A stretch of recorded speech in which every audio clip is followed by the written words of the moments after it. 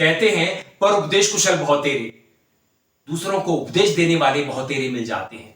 आपको भी मिल जाते होंगे मुफ्त की सलाह देने वाले, मुफ्त में ज्ञान बांटने वाले। आप उनसे कितना लेते हैं यह आप पर निर्भर करता होगा।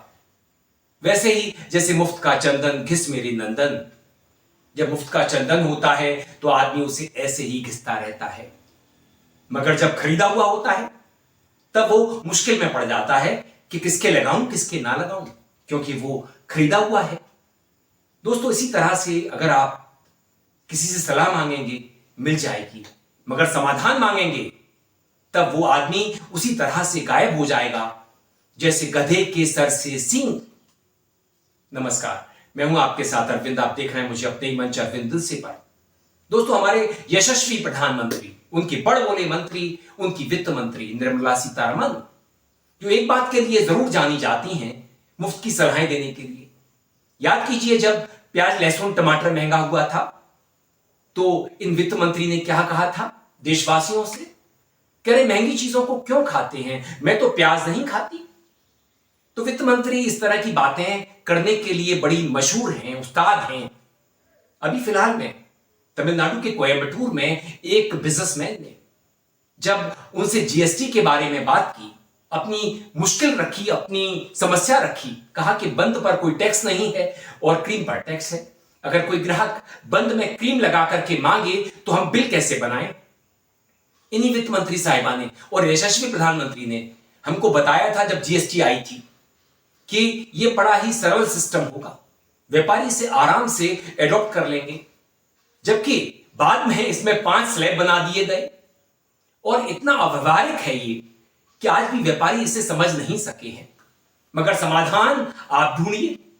ना तो प्रधानमंत्री का यह काम है, ना ही वित्त मंत्री का, ना ही उनके बड़बोले मंत्रियों का। और अब जो मामला केरल से आया है, एक युवा लड़की ने जिसकी उम्र 26 थी, अर्नेस्ट यंग में सीए थी, काम का दबाव नहीं झेल पाई और आत्महत्या कर ली। अब वित्त मंत्री साहिबा ने फिर से उपदेश दे दिया है, सलाह दे दी है मुफ्त की कि भाई काम का दबाव सहना आपको आना चाहिए, सीखना चाहिए। अब निर्मला से मैं ये कैसे सवाल करूं कि अगर कोई लड़की 26 साल की उम्र में अर्नेस्ट यंग में जॉब पा लेती है, सीए बन करके वो ये जॉब पाती है। सीए बनना आसान तो नहीं होता, पढ़ाई का दबाव वहां भी होता है, इम्तिहान का दबाव वहां भी होता है। मगर किसी लड़की को 32 घंटे तक लगातार काम करना पड़ेगा, ऐसे में वो काम के दबाव को कितना झेल पाएगी? वो झेल नहीं सकी, वो सह नहीं सकी और आत्महत्या कर ली। किसी बेरोजगार को जब नौकरी मिलती है तो उसे ऐसा लगता है मानो उसे सब मिल गया, खासकर जब वो पहली जॉब हो। वो निकल जाता है अपने सपनों के साथ, अपनी जरूरतों और जिम्मेदारियों को पूरा करने के लिए। महाराष्ट्र के पुणे की एक लड़की की कहानी सोशल मीडिया पर वायरल हो रही है। 26 साल की चार्टर्ड अकाउंटेंट की मौत हो चुकी है। युवती की मां ने भावुक पत्र लिखकर बेटी के बॉस पर आरोप लगाया। मां ने आरोप लगाया है कि बेटी के बॉस ने उसे काम का इतना प्रेशर दिया कि वो मर गई। मां ने लिखा कि मेरी बेटी की EY इंडिया कंपनी में पहली नौकरी लगी थी, उसके ऊपर काम का काफी दबाव था, वो दिन रात काम में ही लगी रहती थी, उसे रात में सुकून नहीं था, वो वीकेंड पर भी काम करती थी। बॉस ने उसे इतना काम लिया कि उसे तनाव में डाल दिया, उसकी नींद पूरी नहीं होती थी, वो टाइम से सो नहीं पाती थी, उसके ऊपर हर समय काम का प्रेशर डाला जाता था। आखिर में वर्क प्रेशर के कारण उसकी मौत हो गई। मार्च 2024 में ही EY पुणे में नौकरी ज्वाइन की। नौकरी पाकर वो बहुत खुश भी थी, मगर जॉब के कारण जुलाई में उसकी जान चली जाती है। और अब निर्मला ने जो कहा है, जो सलाह दी है, वो शर्मसार करने वाली है। वही कि उसे काम का दबाव सहना आना चाहिए था, सीखना चाहिए था। तो इस तरह की मुफ्त की सलाहें, मुफ्त का ज्ञान, मुफ्त के उपदेश लोग बांट तो देते हैं, मगर जब बात इन पर खुद आएगी, इनके बच्चों पर आएगी, तो ये लोग बगलें झांकने लगेंगे। याद कीजिए, इन्फोसिस के मालिक एन नारायण मूर्ति ने क्या कहा था कि हमें 70 घंटे काम करना चाहिए।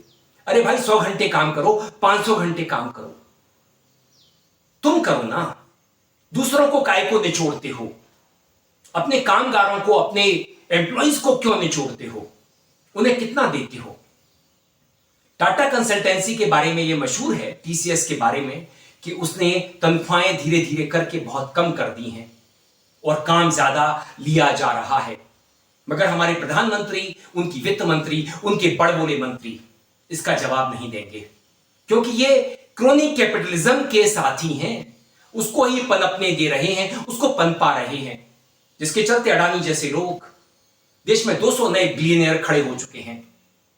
और जिन लोगों के पास मुट्ठी भर पैसा था, थोड़ा सा पैसा था, वो और गरीब हो गए हैं, उनकी आर्थिक ताकत कम हो चली है।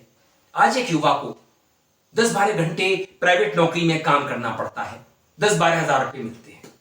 आप ही सोचिए, 10-12 हजार रुपए में कोई युवा अपना घर कैसे चला सकता है, अपने माता पिता का पालन पोषण कैसे कर सकता है, वो शादी कैसे कर सकता है, बीवी बच्चे कैसे रख सकता है। मगर हमारे देश में क्रोनिक कैपिटलिज्म आ चुका है। प्रधानमंत्री हों, उनकी वित्त मंत्री, उनके बड़बोले मंत्री इसका विरोध नहीं करेंगे, क्योंकि वो क्रोनिक कैपिटलिज्म के जनक हैं। और अडानी का अगर आप विरोध करेंगे कि किस तरह से अडानी अमीर बन गया, उसने कितनी कड़ी मेहनत की, तो इनके अंधभक्त और ये सब लोग आपको एक ही दलील देंगे कि अडानी प्रतिभाशाली है, विलक्षण प्रतिभा का स्वामी है, कड़ी मेहनत करता है मोदी की तरह से, और उसकी तरक्की में इन्हीं चीजों का हाथ है, मोदी का कोई हाथ नहीं है। हम क्या महामूर्ख हैं? हम समझ नहीं रहे हैं कि अडानी कैसे अमीर बना और कैसे अमीर बनता चला गया, किस तरह से मोदी ने उसकी मदद की, पूरी सरकार ने उसकी मदद की। हम बेवकूफ नहीं हैं, हुड़क चुल्लू नहीं हैं। मैं वित्त मंत्री साहिबा को, निर्मला सीतारमण को एक ही सलाह दूंगा, एक ही ज्ञान दूंगा, एक ही उपदेश दूंगा।